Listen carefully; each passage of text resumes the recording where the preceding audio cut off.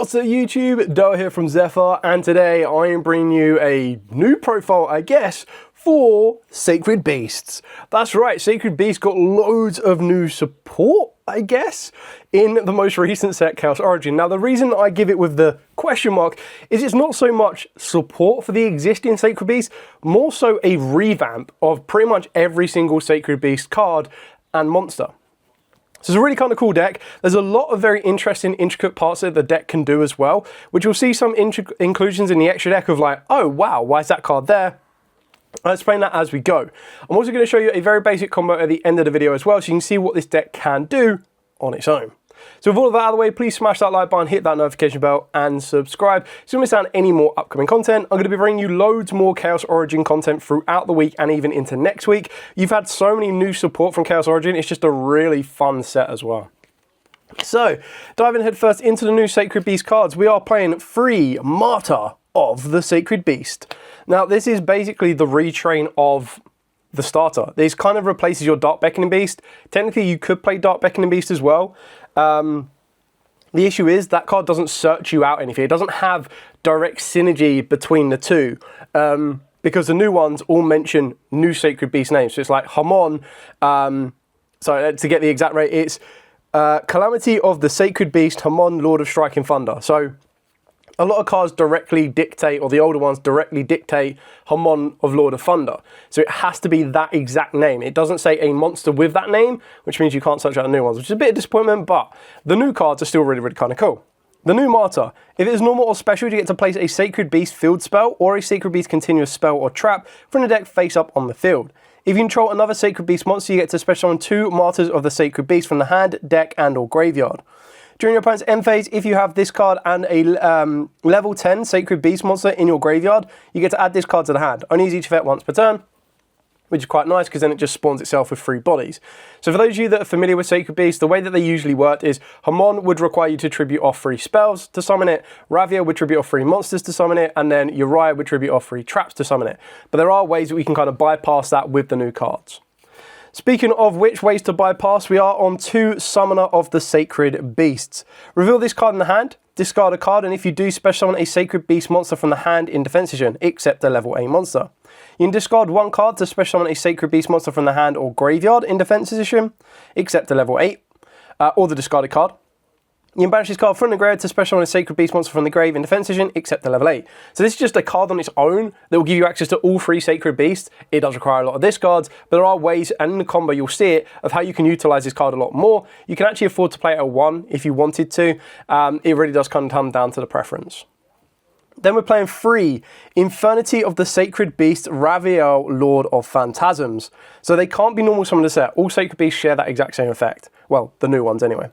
It must be special summoned with the effect of a Sacred Beast card. You can reveal this card in the hand and then add a Sacred Beast monster from the deck to the hand except itself. And then on top of that, you have to discard a card. Only use each effect once per turn. And then once per turn, quick effect, you get to tribute 2 other Sacred Beast monsters. Destroy as many monsters your opponent controls as possible. And if you do, this card gains 1,000 attack for each card destroyed. Permanent to the end of the turn. Not even until the end of the turn. Then another one of your starters is Calamity of the Sacred Beast, Hamon, Lord of Striking Thunder. So again, can't be normal summon a set, it must be special summoned. Special summoned with the effect of a Sacred Beast card. Reveal this card in the hand to add a Sacred Beast spell from the deck to the hand, then discard a card. Only use each effect once per turn. And then once per turn, if a monster is sent to your opponent's graveyard, you inflict 1,000 damage to your opponent. If this card is destroyed by battle or card effect, you get to activate this effect that you take no damage this turn. So it can kind of wall itself up. You got 2 4Kers there, which is absolutely insane. For those of you unfamiliar and why they look so familiar to the Egyptian gods, is the Sacred Beasts are basically the GX version of the Egyptian gods, which is really cool. Speaking of which, we play the 1 Inferno of the Sacred Beast, Uriah, Lord of Syrian Flames. Now this is the most flexible one. You can afford to cut this card out completely if you want to. I don't feel that a deck is a Sacred Beast deck unless you're playing all 3 Sacred Beasts, but entirely up to you. This is the one that is the harder brick. Can't be normal summon a set, again must be summoned via a Sacred Beast card effect. Reveal it in the hand to add a Sacred Beast trap from the deck to the hand and then discard a card. Only use it fit once per turn. And then it gains 1,000 attack and defense for each trap card in the graveyards. Once per turn, quick effect, target a spell or trap on the field and destroy it. Neither player can activate card or effects in response to this activation, and it's the only one that's 0/0. So. Then we've got probably the best card of the new support is Sacred Beast Release.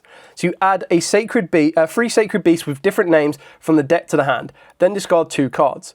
If this card is in your graveyard, except the turn it was sent there, you can banish it to add a level 10 Pyro, Thunder, or Fiend monster that cannot be normal summon a set from the deck to the hand, only each effect once per turn. So obviously the idea is such that any card that mentions Sacred Beast, so even the Creator and of course the Martyr, and then obviously it gives you access to search out Sacred Beast for a follow-up. We've already seen how good that Hamon and Raviel are as starter cards for the deck as well, so that's what you can go for.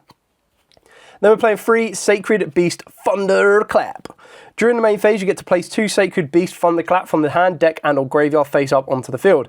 Then you get to reveal a level 10 Sacred Beast monster in your hand to then place a Fallen Paradise of the Sacred Beast from the deck face up into your field zone. During your opponent's end phase, if this card is in the graveyard, you get to add it back to your hand, only each effect once per turn. And speaking of the new Fallen Paradise, this one is up to 3 times per turn. During your main phase, you get to send 3 other cards of the same type, monsters, spells, or traps, from the hand and or face-up field to the graveyard. Then you get to special summon a Sacred Beast monster from the hand, deck, and or graveyard, or even banishment. And if you do, it is unaffected by your opponent's activated spell and trap effects. If you control a Sacred Beast monster whose original level is 10, you get to draw 2 cards. Now, the only other trap card you might consider playing, and I'm not playing it, I don't even think I've got it to one side. But basically there is a brand new continuous trap card that you can play, which does the exact same thing as a Sacred Beast Thunderclap. You obviously activate it face up on the field. You set 2 more copies of itself that you get off the back of Martyr, and then obviously you get rid of all 3 of those, and that will give you access to Uriah. I don't choose to play that one. I would rather get Uriah through sending it to the graveyard and get it back from the Sacred Beast creator. But the trap card I do play is the Sacred Beast Combined Assault.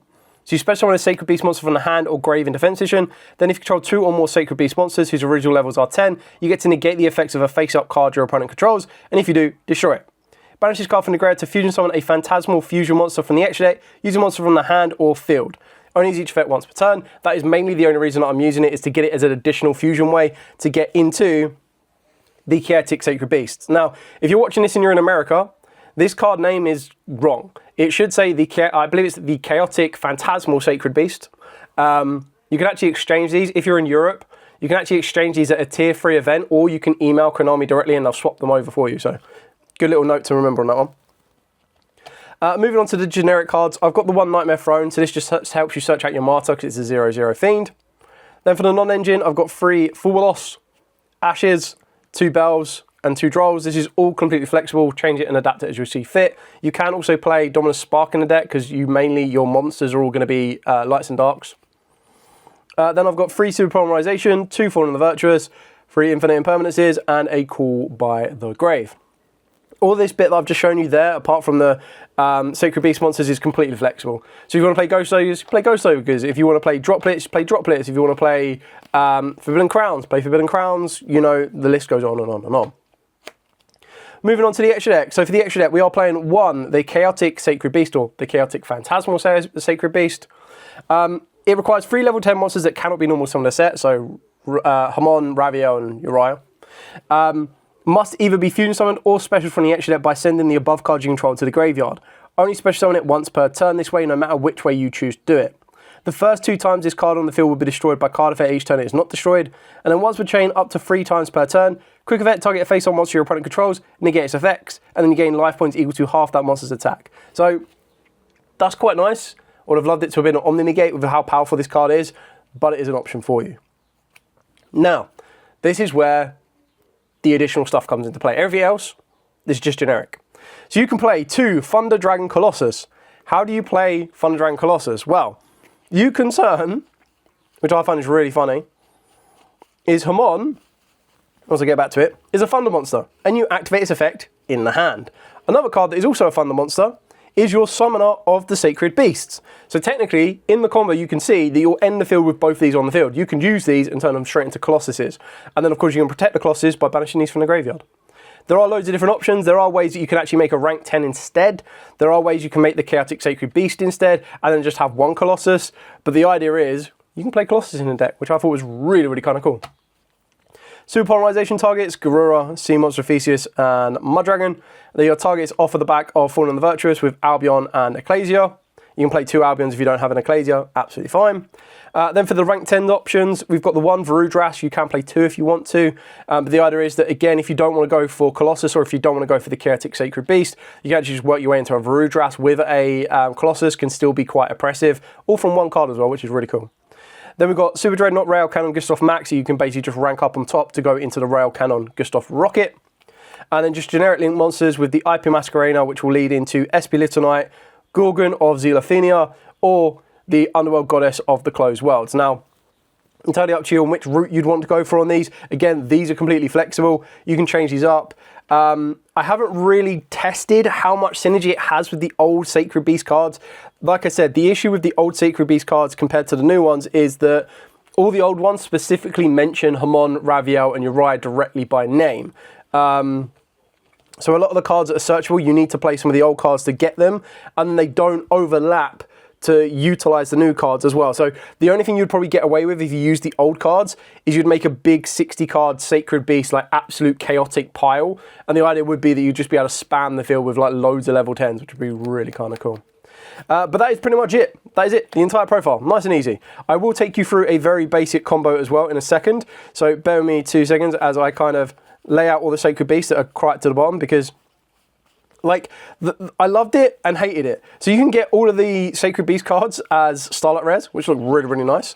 But I actually quite like the idea that all the new cards, or all of them, were supers. So I like having them matching, which is kind of cool. Anyway, I'm going to be back in a second. I'm going to show you the very basic combos so you can see exactly what this deck can do and how it can do it. So don't you go anywhere, back in a second. So the combo could be played a different couple of ways. We're going to be starting off with Sacred Beast Release. So you get to add 3 Sacred Beast monsters with different names from the deck to the hand to then discard 2 cards. So obviously if you have 2 additional cards you can discard, you can do. But just in this scenario, we're going to say that this is our top deck. We're going to be able to add our Raviel, Lord of Phantasm, our Martyr of the Sacred Beast, and our Summoner of the Sacred Beast. And then we're going to discard 2, being the Martyr and the Summoner. Now the reason you're going to be doing this, put it into the graveyard, is we're going to use the Raviel a little bit later on. You're now going to be able to use the graveyard effect of the Summoner of the Sacred Beast. So this one lets you banish it from the graveyard to then special summon a Sacred Beast monster from the grave in defense vision, except a level 8. So banishing this, going to bring back the Martyr. Martyr's effect will now trigger, so on normal or special you get to place a Sacred Beast field spell or a Sacred Beast continuous spell face up onto the field. So we're going to be able to grab our Sacred Beast Thunderclap. Then use Thunderclap's effect to place 2 more additional Sacred Beast Thunderclaps from the hand, deck, or graveyard back up onto the field. You then get to place a Fallen Paradise of the Sacred Beast from the deck face up, so you're going to be able to get direct access to your field spell. We're then going to be able to utilize our field spell, which is going to be very, very nice, because by utilizing our field spell that you can use 3 times per turn, you're going to send 3 cards of the same type, so 3 of the Thunderclap from deck to the graveyard, and it's going to get you direct access to special summon back 1 of your banished Sacred Beast monster from the hand, deck, grave, or banished. So you're going to want to get access to your Sacred Beast, Summoner of the Sacred Beast. So now that we've got this to our field, what we're going to be able to do is we're going to be able to use the Raviel effect in the hand. So we're going to reveal this card, we're going to be able to grab ourselves the Hamon, and then you're going to discard the Raviel. Don't worry, it's all going to kind of circle itself back around in a second. You're then going to reveal the Hamon to grab you a Sacred Beast spell card. If you hard open up the Hamon, you don't need to do this, but it kind of shows you how you can do it all on the base of what you've got. You're then going to discard a card on this one, so you're going to discard your own Hamon. Then you're going to use Summoner of the Sacred Beast. So you get to, on the field, you get to discard a card, then special summon a Sacred Beast monster from the hand or grave. So you're going to discard this, and you're going to summon back the Hamon.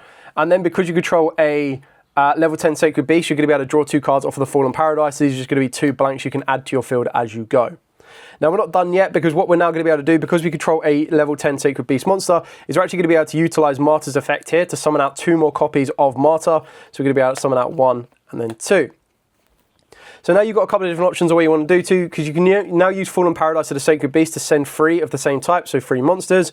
And of course you then get the access to get you direct access to either Uriah if you want to, or you can get access to the Raviel. It doesn't make much of a difference really. The idea is it just gives you another Sacred Beast to the field. There are ways that you could utilize the hand effect to this one to get the 3rd Sacred Beast, which just opens up the door to make your Sacred Beast fusion monster.